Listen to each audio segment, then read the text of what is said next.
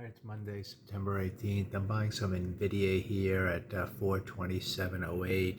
This is just on the gap down.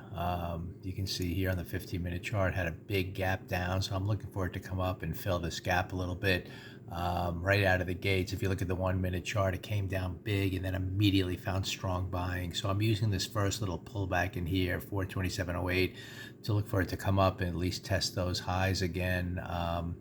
We'll see, on the 15-minute chart how this ends up with this very strong buying down here. It popped up really big, and then we had a little bit of a pullback. So I think it's going to be choppy in here, but with good support in the buying area on the gap down to at least come up a little bit more on the daily chart. I guess we've gapped down, and we've kind of come into the midpoint of this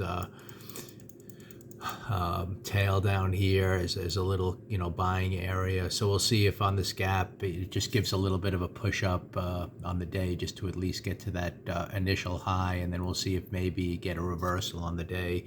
It's a little tricky. Weekly chart, it's been down, so you're at exhaustion risk, and I think this is a strong enough stock where people are looking to buy it on this weakness here, at least enough for a good trade. So anyway, bought it here kind of at this blue line, kind of watched the 1-minute chart really bounce strongly up here, then pull back a little bit to the halfway point, buying it at this blue line. I'll look for it to kind of work back up here, set up an hours trade, and then see if that 15-minute chart maybe can break out to the upside. I don't know for sure yet that's going to happen, but I just think after this big drop down, it needs a little bit of a pause on the downside to head higher, even if it's going to head lower first. So we will see if that unfolds this morning here. Again, 1-minute chart, kind of buying it here at this blue line.